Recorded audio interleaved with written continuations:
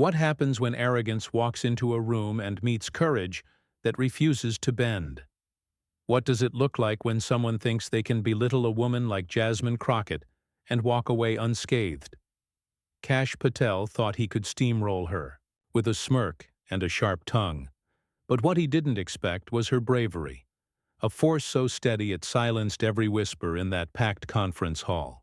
You could feel the air tighten the second she stood up, not because she demanded attention, but because her presence claimed it, like a storm gathering strength before it breaks. It was a Tuesday morning in Washington, the kind of day where the city hums with deals and debates behind closed doors. The National Policy Forum, a yearly gathering of legal experts, government officials, and former advisors, was held in a grand hotel ballroom, all polished wood and high ceilings. The topic was ethics in federal investigations, a dry subject on paper, but in that room, it was a powder keg waiting for a spark. Kash Patel, former advisor to a past administration, sat at the speaker's table, his suit crisp, his posture loose, like a man who'd already won the day.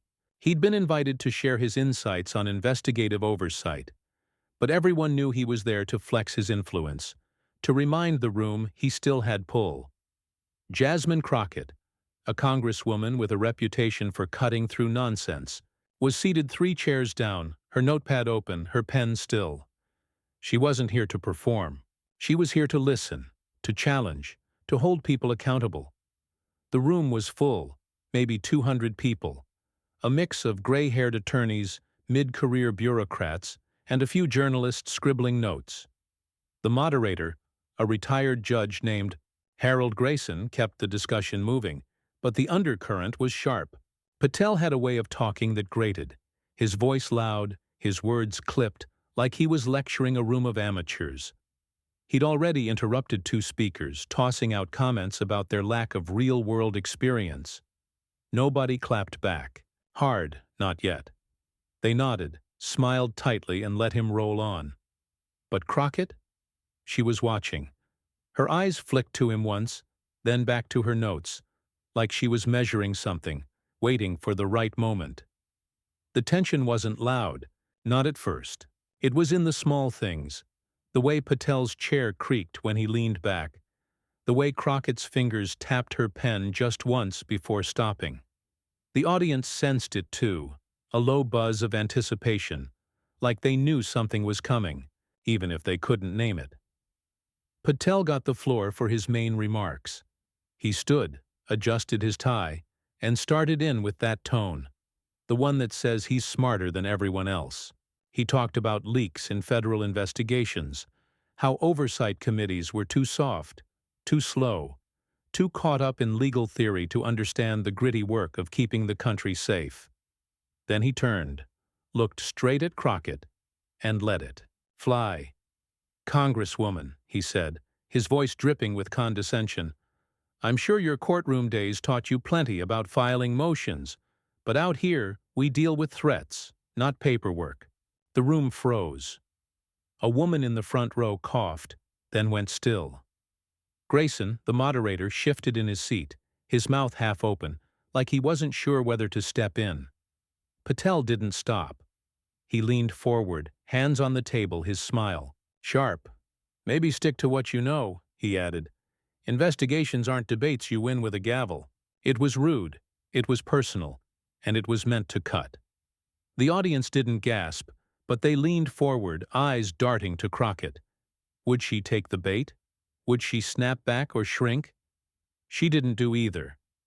Jasmine Crockett set her pen down, slow, deliberate, like she was placing a chess piece. Her face was calm, but her eyes were locked on Patel, not angry, just steady, like she saw right through him. The ballroom felt smaller now, the air heavier, as if everyone was holding their breath. She stood, her chair scraping softly against the floor, and when she spoke, her voice was clear, measured, but hard as steel. "Mr. Patel," she said, "you seem awfully comfortable telling me what I don't know. Let's talk about what you don't understand." The room tilted. A man in the back row muttered something too low to hear. Patel's smile flickered. "Just 4 A second. But he held his ground, arms crossed, like he was ready for a fight. He had no idea what he'd just started. Crockett wasn't here to play his game. She was here to change the rules, and the next few minutes would leave everyone in that room stunned. Jasmine Crockett stood at the speaker's table, her hands resting lightly on the edge, her gaze fixed on Kash Patel. The ballroom's high ceiling seemed to press down, the murmur of the crowd swallowed by the weight of her pause. She didn't rush, didn't raise her voice, but when she spoke again, each word landed like a stone. "You think investigations are just about chasing threats, Mr. Patel?" she said. "Let me tell you something. I've stood in courtrooms defending people whose lives hung on a single piece of evidence, mishandled by men who thought like you. Men who were so busy playing tough, they forgot what justice means." Patel shifted in his seat, his jaw tight, but he didn't interrupt. Not yet. The audience was riveted, pens frozen over notepads, eyes darting between the two. Crockett's voice stayed even, but there was fire in it, the kind that burns slow and deep. "I've seen what happens when power skips the rules," she continued. "I've seen families torn apart because someone with a badge or a title decided they didn't need to answer to anyone. You want to talk threats? The real threat is arrogance that thinks it's above the law."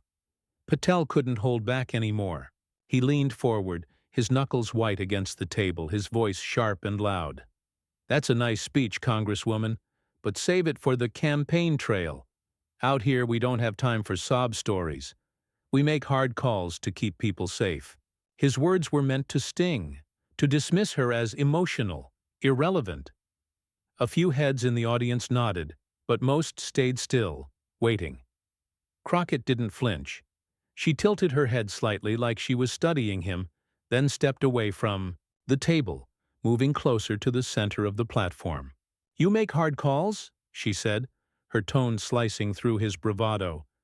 "Tell me, how many times have you sat across from a mother begging you to believe her son wasn't a criminal? How many times have you had to look a judge in the eye and argue for someone's freedom knowing one wrong word could bury them?" Patel opened his mouth, but she didn't let him speak. "That's right," she said. "You haven't. So don't stand there acting like your version of hard is the only one that counts." The room felt electric now, the tension so thick it was hard to breathe. Harold Grayson, the moderator, cleared his throat, his hands fidgeting with his gavel.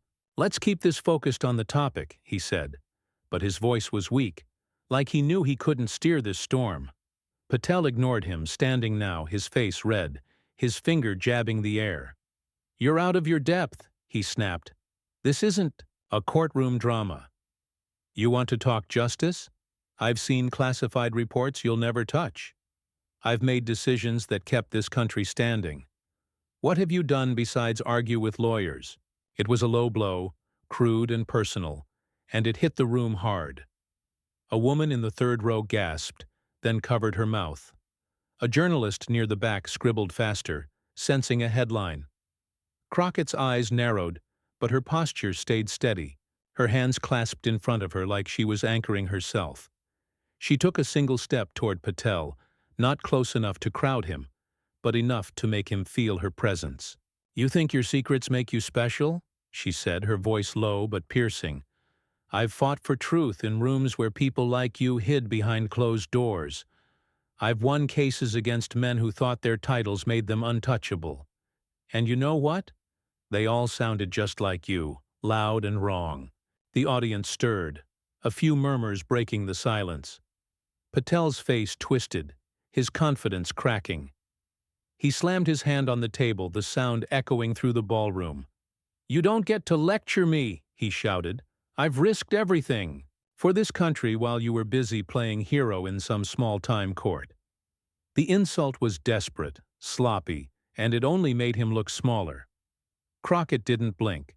She let his words hang, let the room feel the weight of his outburst, then spoke again, her voice calm but unyielding. "Small time?" she said. "Tell that to the people I've kept out of prison. Tell that to the families who trusted me when no one else would. You don't get to decide what's small, Mr. Patel. Not here, Not today. Patel sat down hard, his chair scraping against the floor, his breath heavy.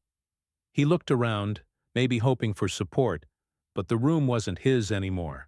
Crockett had turned the tables, not with volume but with precision, each word exposing his bluster for what it was. Grayson tried to move things along, calling on another speaker, but nobody was listening. Every eye was on Crockett as she returned to her seat, her movements smooth, deliberate. She opened her notepad again, like nothing had happened, but the air was different now, charged with the promise of more to come. Patel glared at her, his hands clenched, but he didn't speak. He couldn't, not yet. The fight wasn't over, and Crockett was just warming up, ready to show him exactly how. Deep her strength ran. Jasmine Crockett sat back in her chair, her notepad open but untouched, her eyes scanning the room as the next speaker droned on about regulatory frameworks. The ballroom's polished wood walls seemed to absorb the sound, but the tension from her clash with Kash Patel lingered, sharp and alive. Patel slouched slightly, his fingers tapping an uneven rhythm on the table, his face a mix of defiance and unease. He wasn't done, not by a long shot.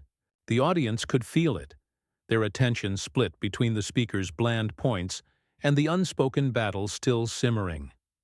A woman in a navy blazer near the front whispered to her neighbor, her words too low to catch, but her glance at Crockett said enough. The congresswoman's calm was a weapon, and Patel was starting to realize he'd underestimated it. The moderator, Harold Grayson, called for questions from the panel, and Patel seized the chance. He straightened, his voice loud again, cutting through the room's haze. "I'd like to clarify something," he said, not waiting for permission. "The congresswoman seems to think courtroom experience qualifies her to judge national security decisions. That's a dangerous misunderstanding." His tone was biting, each word aimed at Crockett like a dart. She didn't look at him, not yet, but her pen stopped moving, resting against the paper. Patel pressed on, his voice rising. "I've worked with people who put their lives on the line," he said. "People who don't have the luxury of debating ethics when threats are real. You want to talk about justice? Justice is keeping this country safe, not chasing headlines with sob stories." The jab was cruel, meant to paint her as a showboat, and it stung. A man in the back row snorted, then fell silent under the weight of nearby stares. Crockett turned, her head slowly, her gaze locking onto Patel. The room seemed to shrink, the air growing thick again. When she spoke, her voice was steady, but there was a new edge, like a blade being sharpened. "You keep saying I don't understand," she said. "But let's be clear, Mr. Patel. You're not talking about my experience. You're talking about me, about who I am." She paused, letting the words settle. "You think I don't belong here because I don't look like the people you're used to answering to. That's what this is, isn't it?" The accusation was direct, unflinching, and it hit the room hard. Patel's face flushed, his hands clenching into fists. "That's ridiculous," he snapped. "I'm talking about expertise, not your identity." But his voice cracked, just enough to betray him, and the audience caught it. A journalist in the corner scribbled furiously, sensing the story growing bigger. Crockett stood again, her movements smooth, deliberate, like she was claiming the space Patel thought was his. "Expertise?" she said, her voice rising slightly, not in anger but in clarity. "I've spent years unraveling cases where people like you made sloppy calls that ruined lives. I've faced judges, prosecutors, entire systems that didn't want me there, and I won. Not because I was loud, but because I was right." She took a step toward the center of the platform, her eyes never leaving Patel. "You talk about keeping the country safe? I've kept people safe from men who think power is a free pass to do whatever they want. Men who sound exactly like you." The room was dead still now, every breath held. Patel tried to laugh, but it came out forced, hollow. "You're twisting my words," he said, his voice tight. "I'm not the bad guy here." Crockett didn't blink. "Then stop acting like one," she said, her words so sharp they seemed to cut through the air. Patel shot to his feet, his chair tipping slightly, his face red with anger. "You don't get to talk to me like that," he shouted, pointing at her. "I've earned my place here. What have you earned besides a seat you probably got for show?" The insult was vicious, a step too far, and the room reacted. A woman gasped audibly. Grayson banged his gavel, his voice shaky. "That's enough," he said, but no one listened. Crockett's face didn't change, but her eyes burned with something fierce, something unstoppable. She stepped closer, not to intimidate, but to make him feel the weight of her words. "My seat?" she said, her voice low, controlled, but heavy with intent. "I earned it with every case I fought, every door I pushed open, every time I refused to let people like you tell me I wasn't enough. You don't get to question that. Not today, not ever." Patel's mouth opened, then closed, his bravado crumbling under her stare. The audience was hers now, their silence a kind of reverence, and Patel was starting to see he'd lost more than just an argument. Kash Patel stood frozen for a moment, his hand still raised from his outburst, his chest heaving as the echo of Jasmine Crockett's words settled over the ballroom. The audience sat rigid, their eyes flicking between the two figures, the air so taut it felt like a single word could snap it. Crockett remained standing, her posture straight, her hands now at her sides, but her presence filled the room unyielding, like a lighthouse weathering a storm. Patel's face was a mask of barely contained fury, his lips pressed tight, his eyes darting to the crowd as if searching for an ally. He found none. The moderator, Harold Grayson, gripped his gavel, his knuckles pale, but he didn't dare interrupt. Not now. The moment belonged to Crockett, and everyone knew it. Patel forced himself to sit, his movements jerky, his chair creaking under the weight of his frustration. He grabbed a glass of water, took a quick sip, then slammed it down, the sound sharp in the quiet room. "You're making this personal," he said, his voice lower now but still laced with venom. "I came here to talk policy, not to be attacked by someone who can't handle criticism." It was a weak attempt to regain control, to paint himself as the victim, but it fell flat. A man in the second row shifted uncomfortably, his pen tapping, his notepad once, then stopping. Crockett didn't move, didn't sit, didn't break eye contact. "You made it personal," she said, her voice steady, each syllable deliberate. "You didn't criticize my work. You criticized my right to be here. You questioned my place, my worth, because you thought you could get away with it." She paused, letting the truth hang heavy. "You were wrong." The room stirred, a quiet ripple of agreement passing through the crowd. A woman near the back, her hair pulled into a tight bun, nodded slightly, her lips pressed together in silent support. Patel's hands twitched on the table, his fingers curling into fists. He leaned forward, his voice rising again, sharp and reckless. "You want to play the martyr?" he snapped. "Fine. But don't act like you're the only one who's had to fight. I've dealt with plenty of people trying to tear me down, and I'm still standing." His words were meant to match her fire, but they sounded hollow, desperate, like a man shouting into a void. Crockett took a slow breath, her eyes narrowing just enough to show she saw through him.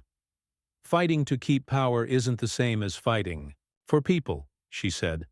"I've spent my life standing up for those who don't get a microphone, who don't get a seat at tables like this. You? You fight for yourself. That's the difference." Patel's face twisted, his voice dropping to a growl. "You don't know me," he said. "You don't know what I've done for this country. You're just grandstanding, trying to make a name for yourself." The accusation was bitter, personal, and it stung the air. Grayson finally spoke, his voice thin. "Let's move on to the next question," he said, but Crockett raised a hand, not aggressive, just enough to stop him. "I'm not finished," she said, her tone calm but firm. She turned back to Patel, stepping closer to the table, her voice clear, Unwavering. You say I'm grandstanding? Let's talk about your record then. Let's talk about the times you pushed for investigations that targeted innocent people, that tore families apart because you wanted headlines. Let's talk about the memos you wrote, the ones that bent the truth to fit your story. I've read them. Have you? The room went still again, the weight of her words sinking in. Patel's eyes widened just for a second before he caught himself. You're lying, he said, but his voice was shaky, less certain. Crockett reached for her notepad, flipping it open to a marked page, her movements precise. I don't lie, she said. I prepare. Here's a memo you signed, dated 2 years ago, recommending surveillance on community leaders without evidence. Here's another, pushing for leaks to discredit a federal judge who ruled against you. She held up the pages, not for show, but as proof. You call that service? I call it abuse. The audience gasped, a low, collective sound. A journalist, in the front row, leaned forward, his pen moving faster. Patel's face drained of color, his hands flat on the table now, like he was bracing himself. That's out of context, he stammered, but Crockett didn't let him finish. Context? She said. The context is you thought you could walk in here, throw insults, and not be held accountable. You thought wrong. She set the notepad down, her eyes locked on his, her voice dropping lower, but no less powerful. I'm not here to make a name, Mr. Patel. I'm here to make sure people like you don't ruin lives just because you can. Patel slumped back, his shoulders sagging, his fight draining away. The room was Crockett's now. Every face turned to her, some with awe, others with quiet respect. She didn't gloat, didn't smile, just stood there, letting her truth fill the space. The next move was hers, and Patel knew it. Jasmine Crockett stood at the center of the platform, her notepad closed, her hands now folded calmly in front of her. The ballroom's air felt charged, as if the walls themselves were holding their breath. Kash Patel sat slumped in his chair, his face pale, his eyes fixed on the table like he could will the moment away. The audience was silent, their gazes locked on Crockett, some leaning forward, others sitting back in quiet reverence. The moderator, Harold Grayson, fumbled with his papers, his voice barely audible as he tried to regain control. We'll take a brief pause, he said, but no one moved. Crockett hadn't sat down, hadn't looked away, and the room wasn't ready to let her go. She'd turned Patel's attack into a reckoning, and now she had one final thing to say. She took a slow step forward, her voice clear, steady, but carrying a weight that reached every corner of the room. Mr. Patel, she said, you came here, thinking you could dismiss me, thinking you could make me small. But let me tell you something about people like me. We don't shrink. We don't bow. We stand up, every single time, because we know what's at stake. Her words weren't loud, but they were heavy, each one landing like a truth too big to ignore. Patel didn't look up, his hands still, his earlier fire gone. Crockett continued, her tone shifting to something almost reflective, but no less powerful. I've walked into rooms where I was the only one who looked like me, she said. I've faced men who thought they could talk over me, push me out, make me feel like I didn't belong. And every time I showed up with the truth, with the work, with the strength they didn't see coming. You're not the first, and you won't be the last. The audience stirred, a few heads nodding, a woman in the back wiping her eyes. Crockett's voice grew firmer, her eyes sweeping the room, speaking not just to Patel, but to everyone listening. This isn't about me, she said. This is about every person who's been told they're not enough, who's had their worth questioned, who's had to fight twice as hard just to be heard. I'm here for them. I'm here for the people who don't get a microphone, who don't get a seat, but who deserve justice all the same. The room felt alive now, the silence replaced by a quiet energy, a shared understanding. A man near the front, his suit wrinkled from hours of sitting, clapped once, then stopped, but the sound echoed, a small spark of support. Crockett didn't acknowledge it. She didn't need to. Her presence was enough. Patel finally lifted his head. His voice, low, almost a mumble. "I didn't mean to offend anyone," he said, his words flat, unconvincing. "I was just trying to make a point about experience." It was a last-ditch effort to save face, but it was too late. Crockett tilted her head, her expression calm but unyielding. "Your point was clear," she said. "You thought you could put me in my place. But my place is right here, holding people like you accountable." She paused, letting the words sink in, then turned to the audience, her voice rising just enough to carry a final, unshakable truth. "Respect isn't given," she said. "It's earned. And I've earned mine, not by shouting, not by bullying, but by showing up every day for the people who need me most." The room erupted, not in chaos, but in a wave of applause, steady and strong. People stood, first a few, then dozens, their hands coming together in a sound that filled the ballroom. Grayson didn't try to stop it. He sat back, his gavel untouched, his eyes on Crockett. Patel stayed seated, his face blank, his hands folded, tightly, like he was trying to disappear. The journalists in the room were already typing, their stories taking shape, but this wasn't about headlines. It was about a woman who'd walked into a fight and walked out taller, stronger, undeniable. Crockett stepped back, her movements smooth, and took her seat, her notepad untouched, her work done. The applause continued, not just for her, but for what she represented, a courage that didn't need volume to be heard. As the session ended, people filed out, their voices low but alive with what they'd witnessed. A woman in a gray coat stopped, near the door, turning to her friend. "She didn't just win," she said. "She changed something." And she was right. Across the country, in homes and offices, the story would spread.